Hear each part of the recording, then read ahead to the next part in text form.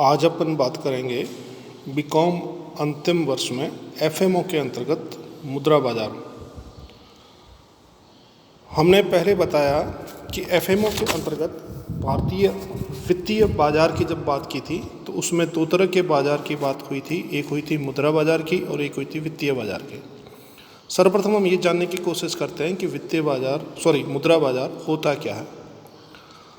मुद्रा बाजार वह बाजार है जो अल्पकालीन मौद्रिक संपत्तियों के क्रय विक्रय का केंद्र माना गया है। ये मौद्रिक संपत्तियां एक वर्ष या इससे कम अवधि के लिए परिपक्व होती है। मुद्रा बाजार एक गतिशील बाजार है जिसमें केवल अल्पकालीन प्रतिभूतियों का ही लेन देन होता है। यह अल्पकालीन प्रतिभूतियां कोई भी व्यक्ति, फर्म, कंपनी, निगम, सरकार, संस्थाएं, कृषक आदि ले सकते हैं। इसके बारे में रिजर्व बैंक ऑफ इंडिया की एक परिभाषा दी गई है जो बहुत स्पष्ट है कि मुद्रा बाजार अल्पकालीन मौद्रिक संपत्ति के क्रय विक्रय का केंद्र होता है। यह उधार लेने वाले की अल्पकालीन आवश्यकताओं को पूरा करता है और ऋणदाताओं को तरलता प्रदान करता है। जबकि शेयर्स ये कहता है कि मुद्रा बाजार वह बाजार है जिसमें अल्पकालीन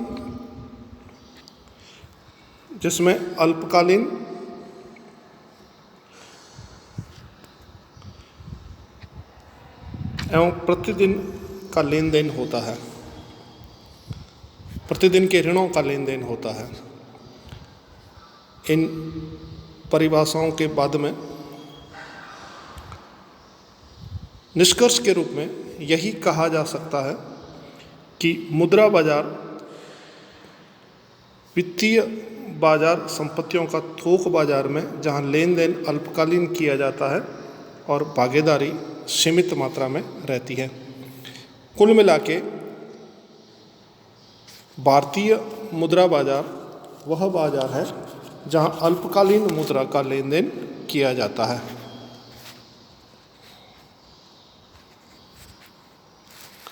भारतीय मुद्रा बाजार के दो घटक दिए गए हैं, संगठित घटक और असंगठित घटक। जब हम संगठित घटकों की बात करते हैं तो संगठित घटकों में पहला है RBI, reserve bank of India. उसके बाद व्यापारिक बैंक, इसमें सबसे बड़ा है एसबीआई। निजी बैंक, जो निजी क्षेत्र में काम करते हैं, विकास बैंक में जितने भी डेवलपमेंट बैंक हैं, जैसे दूसरे जितने भी प्रकार के एचडीएफसी है, हाउसिंग डेवलपमेंट कॉरपोरेशन है, आईसीआईसीआई है, ये सब निजी विकास बैंक हैं। स्टेट बैंक ऑफ इंडिया स्वयं अलग से दिया गया है। गैर बैंकिंग वित्तीय संस्थाएं, ये वो संस्थाएं होती है जो बैंक के क्षेत्र में काम करती है लेकिन बैंकिंग अधिनियम में इनका पंजीयन नहीं होता है, जैसे सामान्य जीवन बीमा, सामान्य बीमा, एलआईसी, यूटीआई, औद्योगिक विकास बैंक, प्रोविडेंट फंड वगैरह वगैरह। और सहकारी बैंक में कोऑपरेटिव संगठन में कोऑपरेटिव एक्ट में जिनका रजिस्ट्रेशन हुआ है। और असंगठित भाग में देशी साहूकार, महाजन और बैंकर वगैरह को सम्मिलित किया गया है।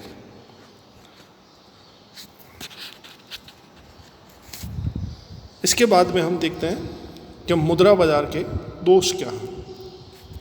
मुद्रा बाजार के जब दोषों की बात कही जाती है तो मुद्रा बाजार के दोष हैं, ये गैर संगठित क्षेत्र को महत्व दिया गया है। संगठित क्षेत्र इसमें ज़्यादा डेवलप नहीं हुआ है, तो जो कुछ भी विकास हुआ है वो गैर संगठित क्षेत्रों में ज़्यादा हुआ है।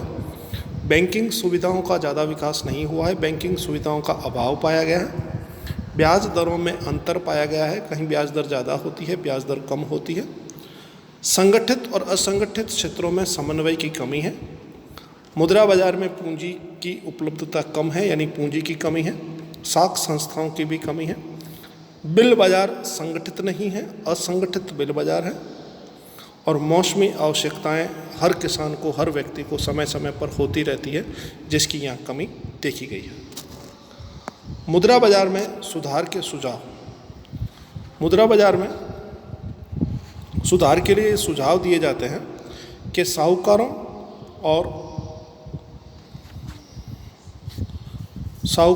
व देशी बैंकरों पर नियंत्रण रखा जाए।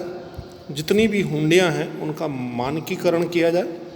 वित्तीय संस्थाओं की स्थापना की जाए। बिल बाजार को डेवलप किया जाए, विकास किया जाए।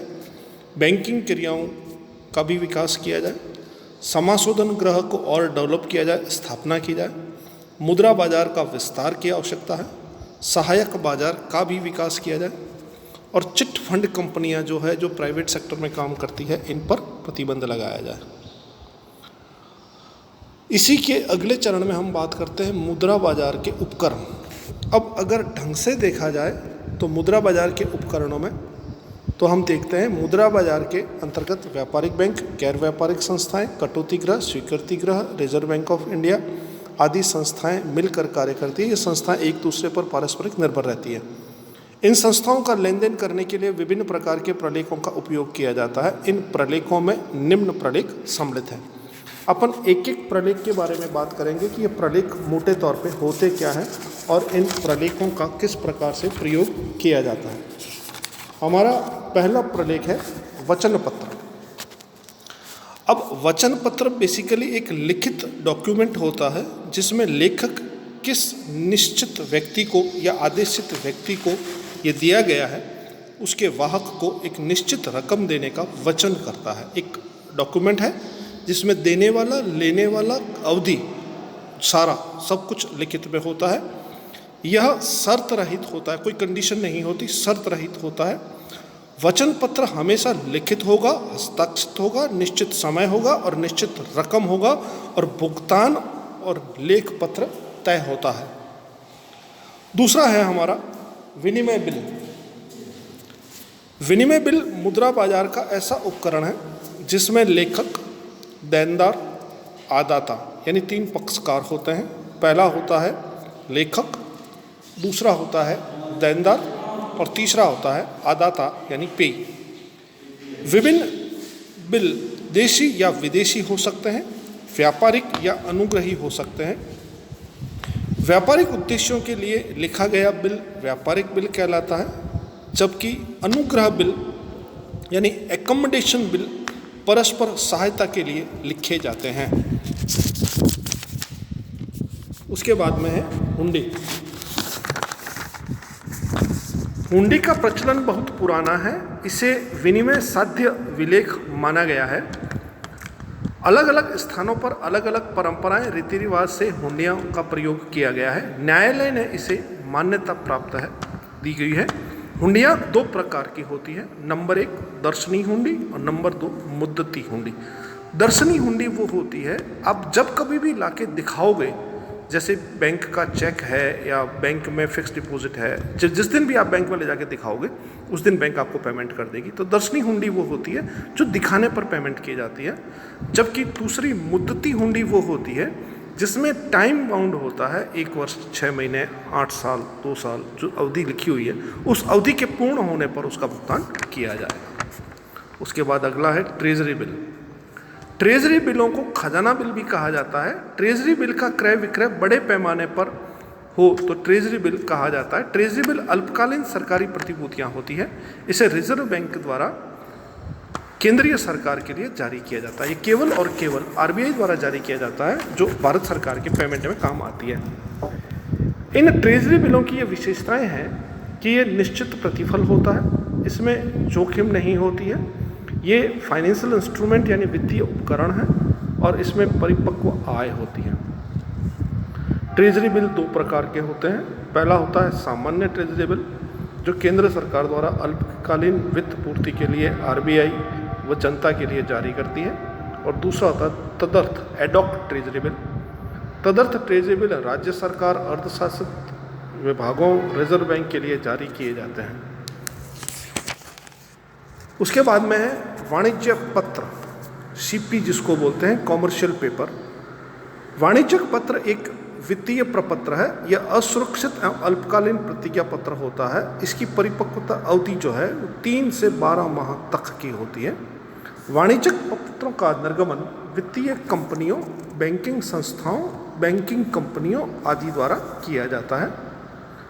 अक्टूबर 2000 में इसके संबंध में कुछ दिशा निर्देश जारी किए गए, जिसमें पात्रता तय की गई, परिपक्वता अवधि तय की गई और भी कई दिशा निर्देश जारी किए गए। उसके बाद अगला है मांग मुद्रा। मांग मुद्रा मुद्रा बाजार का ऐसा उपकरण है जिसमें 1 दिन से लेकर 14 दिन तक का ऋण लिया जाता है। ऐसे राशि मुद्रा भी कहा जाता है। इस तरह के उपकरण में तरलता अधिक रहती है। इन ऋणों की जमानत प्रतिभूतियों द्वारा दी जाती है। इस तरह के ऋणों की मांग आकस्मिक तौर पर पड़ती है। इस मांग ऋणों की पूर्ति व्यापारिक बैंक, निगम, वित्तीय संस्थाएं, सरकारी बैंक आदि द्वारा की जाती है। उसके बाद अगला है जमा प्रमाण पत्र।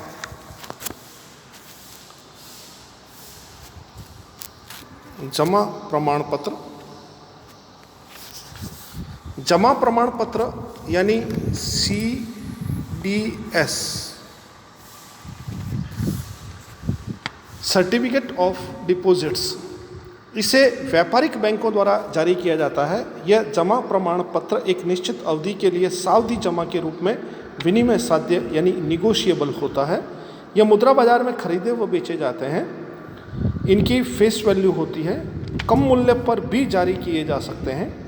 यह हस्तांतरणीय होते हैं, जिसे कि सहायक बाजार में विक्रय किया जा सकता है। यह प्रमाण पत्र जोखिम रहित व तरल होते हैं। इसमें ब्याज व मूलधन भुगतान का दायित्व होता है।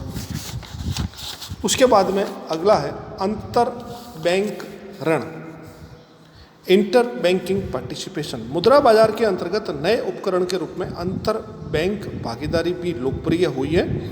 जब आकस्मिक रूप से एक बैंक को वित्त की आवश्यकता पड़ती है तो वह कुछ अवधि के लिए किसी अन्य बैंक से ऋण प्राप्त करता है। इसमें जमानत की आवश्यकता नहीं होती। अंतर बैंक भागीदारी के दो प्रकार की हो सकती है। नंबर 1 जोखिम सहित और नंबर 2 बिना जोखिम। ये थे मुद्रा बाजार के उपकरण। इन उपकरणों के बाद में आगे है संगठित मुद्रा बाजार। ये अलग से एक प्रश्न पूछा जाता है कि साहब संगठित मुद्रा बाजार होता क्या है। तो एक देश की सुदृढ़ अर्थव्यवस्था का प्रतीक माना गया है संगठित मुद्रा बाजार को। इस बाजार की कार्यशील संस्थाएं, व्यापक दृष्टिकोण, प्रगतिशील स्थायी नीतियां व सुव्यवस्थित कार्यप्रणाली, परिपक्व आर्थिक व व्यापारिक विचारों वाली होती है। यह देश का विकसित मुद्रा बाजार कहलाता है। संगठित मुद्रा बाजार देश का विकसित मुद्रा बाजार भी कहा जाता है। इसकी निम्न विशेषताएं हैं। संगठित मुद्रा बाजार केंद्रीय बैंक द्वारा स्थापित होता है। विकसित बैंकिंग प्रणाली के माध्यम से इसको संचालित किया जाता है। उप बाजारों का विकास होता है। मुद्रा बाजार के उपकरणों का प्रयोग किया जाता है। समान ब्याज दरें होती है, सभी प्रकार की ब्याज दरें समान होती है। अच्छी प्रतियोगिता पाई जाती है और व्यापारिक चक्रों का प्रभाव हमेशा विद्यमान रहता है। इस मुद्रा बाजार के कुछ लाभ हैं। इसमें वित्त का पोषण होता है। उद्योगों व व्यापार को सहायता प्राप्त होती है। उद्योगों और व्यापारियों के लिए अतिरिक्त पूंजी का भी प्रयोग किया जा सकता है। यह मौद्रिक नीति बनाने में सहायक है। इससे कोषों में तरलता बनी रहती है। मुद्रा की मांग और पूर्ति में संतुलन स्थापित किया जा सकता है। कम नकद की आवश्यकता पड़ती है। विशेषज्ञों की सलाह ली जा सकती है। व्यापारिक बैंकों को लाभ होता है तथा अर्थव्यवस्था का सूचक माना गया है। इसको अर्थव्यवस्था का सूचक मानने का मतलब ये हुआ, ये सारी चीज़ें हमें संगठित मुद्रा बाजार के अंतर्गत मिलेगी। और संगठित मुद्रा बाजार जब होगा तो हम ये कहेंगे कि हमारी कार्यप्रणाली बहुत ज़्यादा संपन्न हुई है। आज कि हम इतना ही देखेंगे कि मुद्रा बाजार के रूप में हमने क्या क्या समझा है। धन्यवाद।